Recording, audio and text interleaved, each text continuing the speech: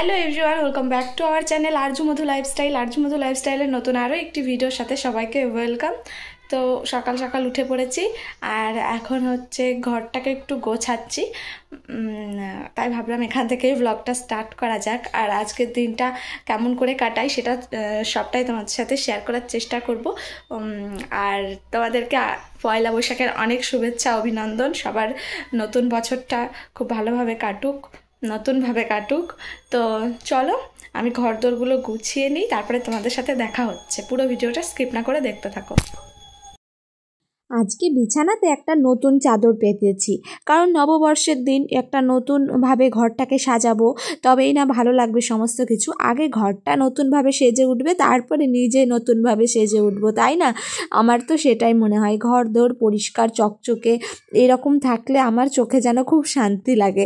আমার সত্যি খুব ভালো লাগে এভাবে ঘর দোর গোছগাছ টিপটাপ রাখতেই আমি সবসময়ই বেশি বেশি পছন্দ করি। তো দেখো এদিকে আমি হচ্ছে স্নান করে নিয়েছি, আর স্নান করে একটা নতুন কুর্তি পরেছি। এই কুর্তিটা আমাকে আমার শাশুড়ি মা দিয়েছে, কেমন লাগছে জানিও। তো যাই হোক, এখন পুজো করব। আর ঘরে এসে দেখি কারেন্ট নেই। কারেন্ট না থাকলে ঘরটা আমার পুরো অন্ধকার হয়ে থাকে। দেখো ঠাকুরের এই জায়গাটাও অন্ধকার। তো দেখি চার্জার লাইট জ্বালাবো, দিয়ে পুজোটা শুরু করে দেবো। তো চলো ভিডিওটা কন্টিনিউ দেখতে থাকো। আর এই দিকে দেখো আমার ঘরের পুজো দেওয়া কিন্তু হয়ে গেছে। তখন লোডশেডিং হয়ে গেছিলো আর ঘরে লাইট ভালো ছিল না, ওই কারণে আমি ভিডিওটা তখন আর করিনি। তো এখনও কারেন্ট আসেনি, আমি ভিডিওটা করছিলাম ফোনের ফ্ল্যাশ লাইট জ্বালিয়ে। তো যাই হোক, ঘরের পুজো তো কমপ্লিট। এবার হচ্ছে বাইরে পুজো করতে এসেছি, মানে গোয়াল ঘরে। বাঙালিদের যে নিয়মটা আছে আমাদেরও সেই নিয়মই, যে ঘরে মানে গোয়াল ঘরে বসে দুধ উতলানো। তো দুধের মধ্যে আতপ চাল দিয়ে দুধটাকে হচ্ছে উতলানো।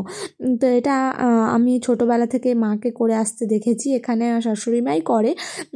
আমি এবার বছরে প্রথমবার এবার আমি করলাম, কোনোবারই আমি করি না, আজকেই মানে প্রথম আমি এভাবে করলাম। আর উনুনে আমি যেহেতু জাল দিতে পারি না, সেহেতু মানে উনুনটা ভালোভাবে আমি সেটও করতে পারিনি, আর ভালোভাবে মানে জ্বালানিটা দিতেও পারিনি, বারে বারে লিভে যাচ্ছিলো।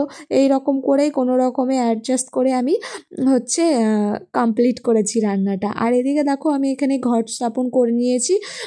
আর এদিকে হচ্ছে দুধ উতলিয়ে নেব, মানে হচ্ছে দুধের মধ্যে আতপ চাল দিয়ে একটু সিদ্ধ হয়ে গেলে তারপরে হচ্ছে বাতাসা দিয়ে মানে একটু মাখা মাখা পায়েস মতো হয়ে যাবে, তারপরে কিন্তু নামাবো।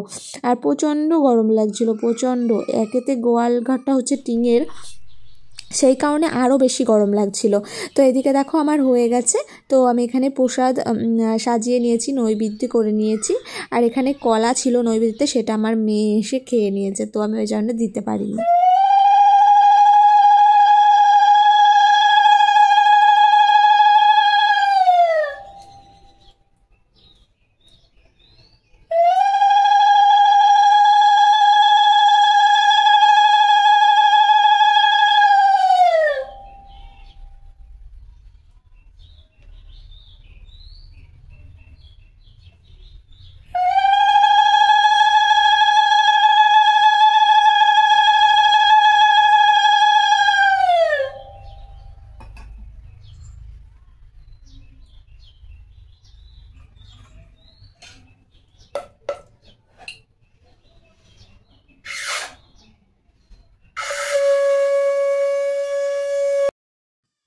আর এদিকে দেখো আমি খেতে বসে গেছি, মানে সারাদিন পরে খাওয়া। সকাল সকালে যতই উঠি না কেন, যতই সকাল সকাল কাজ করি না কেন, তবুও দেরি হয়ে যায়। আর এই পুজো করতে তো বেশি দেরি হয়। সমস্ত জিনিসগুলোকে আমি টেনে টেনে নিয়ে গেছি গোয়াল ঘরে, সেখানে বসেছি। আর যেহেতু আমি বললামই মানে জাল দিতে পারি না এভাবে উনুনে, তো সেহেতু আমার অনেকটা সমস্যা হয়েছে, বারে বারে উনুন লিভে যাচ্ছিলো আর বারে বারে আমি জাল দিচ্ছিলাম। তো এভাবে যাই হোক, তারপরে এখানে খেতে বসে গেছিলাম। ওখানে মা রান্না করেছিল হচ্ছে বেগুন ভাজা আর হচ্ছে কি ডিমের ঝোল বোধহয়। আর যেহেতু ব্লগটা আমার একটু লেট করে পোস্ট হচ্ছে, সেহেতু আমি কোথাও কোথাও ভুল বলে থাকলে একটু ম্যানেজ করে নিও, কারণ আমার মনে নেই ঠিকঠাক। তো যাই হোক, এখানে একটা লাইট আছে, তো এই লাইটটা ভালো না? ওখানে আছে আমাদের ঘরে আছে লাইট নাই, অন্ধকার থাকে। বুঝিনি হবে চল বলে ঠিক আছে বলে আছে ঠিক আছে। তো তারপরে দেখো সেদিন ভিডিওটা আর কন্টিনিউ করতে পারিনি, কারণ হচ্ছে আমার মুডটা একটু অফ হয়ে গেছিলো। কারণ আমি ভেবেছিলাম একটু ঘুরতে যাব বাইরে, কিন্তু আমার হাজব্যান্ড আমাকে নিয়ে যায়নি। তো যাই হোক, সেই জন্য আমার একটু মুডটা অফ ছিল। আর এখন হয়ে গেছে সন্ধ্যা, মানে রাতও হয়ে গেছে। তো আজকে ভিডিওটা আমি আর কন্টিনিউ করব না, নেক্সট দিন ভিডিওটা আবার শুরু করব। তো যাই হোক, পরের দিন দুপুরবেলাতে দেখো একদম রেডি হয়ে গেছি, মানে বাড়ির থেকে খাওয়া দাওয়া করে হালকা করে খাওয়া দাওয়া করেছি। তো এখানে দেখো রেডি হয়ে গেছি। আর সেই বললামই তোমাদের যে আমার ঘুরতে নিয়ে যাওয়ার কথা ছিল আমার বরের, তো ঘুরতে না নিয়ে গেলে তো ওর কপালে কষ্ট আছে। তো যাই হোক, পরের দিনই আমাকে ঘুরতে নিয়ে গেছে। তো আজকে আমরা বেরোচ্ছি। কোথায় বেরোচ্ছি তোমাদের সবটাই মানে তোমরা জানতে পারবে। আর টাইটেল থাম্বনেল থেকে তো অবশ্য বুঝেই গেছো আমি কোথায় গেছি। তো যাই হোক, চলো তাও বলি। কৃষ্ণনগরের ওই সাইডেই যাচ্ছি। তো এখন আমরা বাড়ির সামনের রাস্তাতে আছি, আর এখন গাড়িতে উঠেও পড়েছি। আর এখন হচ্ছে আমরা বেরিয়ে পড়বো। আর এখন বাজে হচ্ছে 3:30 নাগাদ। তো যাই হোক, মিশো থেকে এই ব্যাগটা আমি নিয়েছিলাম, তোমাদেরকে আমি দেখিয়েছি শর্টে আর পয়লা বৈশাখের শপিং ব্লগে হয়তো। এই ব্যাগটা আজকে ফার্স্ট টাইম আমি নিয়ে যাচ্ছি সঙ্গে করে, মানে ভেবেই রেখেছিলাম, এগুলো আমার সব ভাবাই ছিল যে নববর্ষের দিন যেদিন আমি ঘুরতে যাব এই শাড়িটাই পরবো আর এই ব্যাগটাই নেব, মানে এই স্যান্ডেলটাই পরবো, মানে সবই আমি ভেবেই রেখেছিলাম আর সেই নিয়েছি। তো যাই হোক, এখন গাড়িতে উঠেই আমার শুরু হয়ে গেছে বমি বমি ভাব, আমার ক্লান্ত লাগা।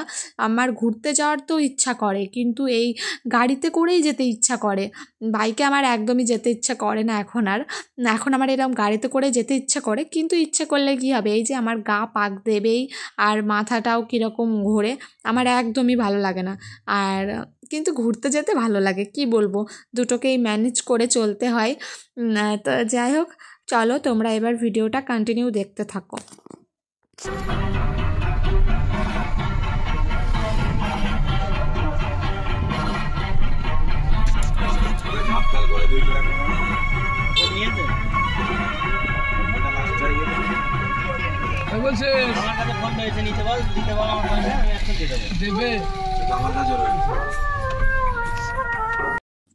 আর এদিকে আমরা পৌঁছেও গেছি। ভেবেছিলাম মাজারসাট যাব কৃষ্ণনগরে, বাট গেছি আর সেরকম একটা আমার ভালো লাগে না, কারণ ছবি তোলা সেভাবে জায়গা নেই। তো আমি ওকে বলেছিলাম চলো একটা ক্যাফেতে যাই।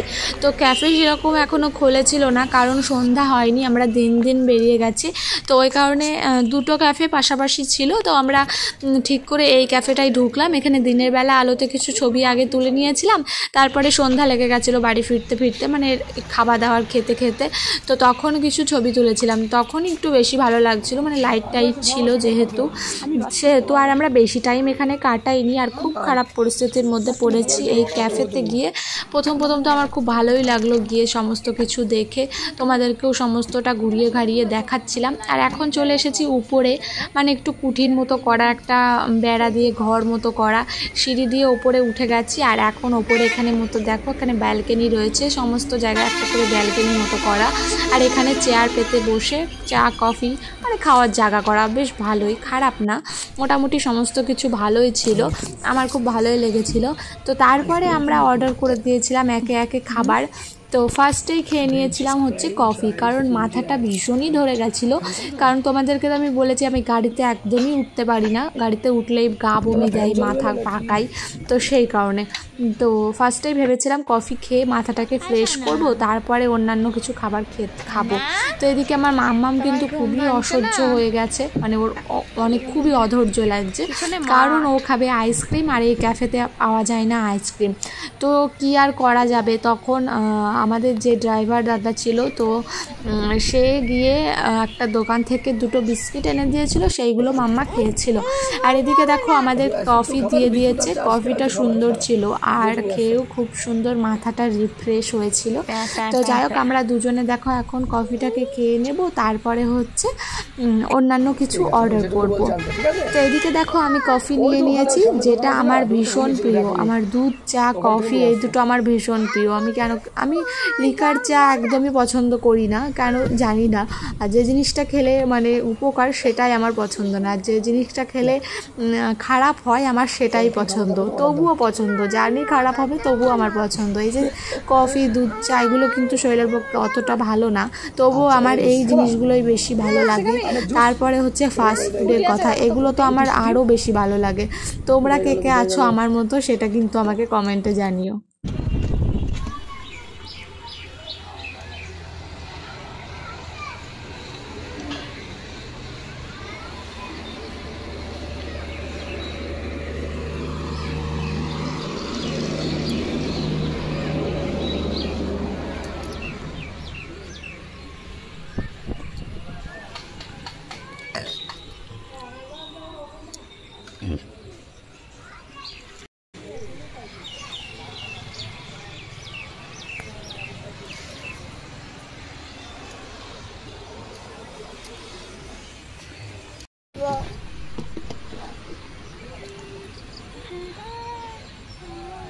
এগুলো খাও, এগুলো চিকেন খাবো না, খেতে হবে।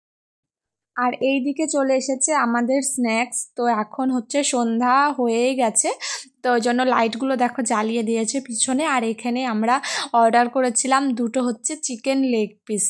তো আমার হাজব্যান্ড একটা, আমি একটা। আর মাম্মাম তো খেতে পারে না এসব, ও দুটো বিস্কিট এনে দেওয়া হয়েছিল, ওই দুটোই ও বসে বসে খাচ্ছিল। তো যাই হোক, এখন আমি ঝটপট করে খেয়ে নিয়েছি। আর এখন তারপরে হচ্ছে আমার হাজব্যান্ড আমাকে বলছিল যে অন্য আর কিছু খাবার সেটা তুমি অর্ডার করতে পারো। তো ভেবেছিলাম কিছু খাবো না, তবুও মনে হচ্ছিল যে হয়তো তাহলে অল্প খাওয়া হবে, মানে খিদে খিদে পাচ্ছিল, আবার খিদেটা অতটা ছিলও না।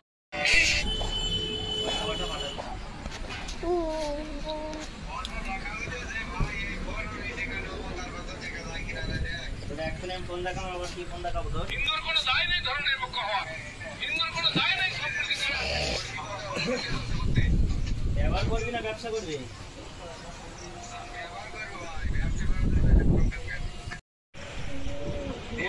25,000 টাকা পাঠা, আর যদি লাভ দেবো না 25,000 টাকাটা দিল। ওই ফের দিকে আমার কাছে পয়সা নেই, তোর একটা ফোন ছিল বলবো দেব। খাবা চাউমিন? ওই মাম্মামকে হাত দিয়ে দাও তো। তাহলে ঠিক আছে, ওই 25,000 টাকা দেন। মাম্মাকে ডাকো। তো এইদিকে আমি অর্ডার করেছিলাম হচ্ছে চিকেন নুডলস, সেটা তো তোমাদেরকে দেখালামই। আর আমার মাম্মামের অবস্থা দেখো, আমি আমার হচ্ছে হাজব্যান্ডকে ডাকছি ওই ওই বলে। তো আমি ওকে বলছি পাপাকে ডাকো, বলছে ওই ওই, মানে আমি যেটা বলবো ও সেটাই বলবে, মানে এত কপি করতে শিখেছে তার বলার কথা না।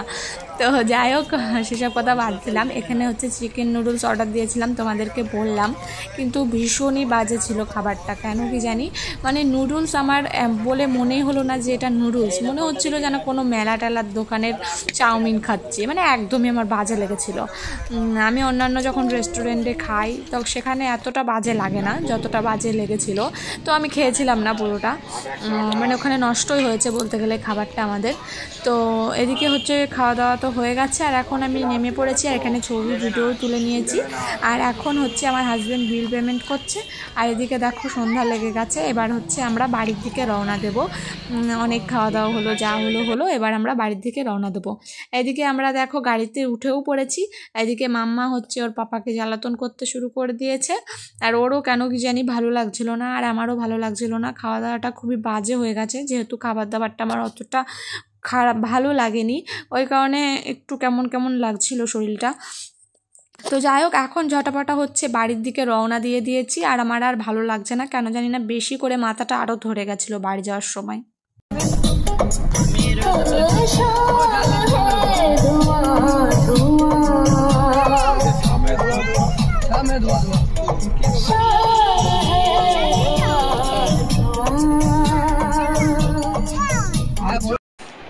তো এদিকে দেখো বাড়িতে চলে এসেছি অনেকক্ষণই, 7:30 8টা নাগাদ চলে এসেছিলাম।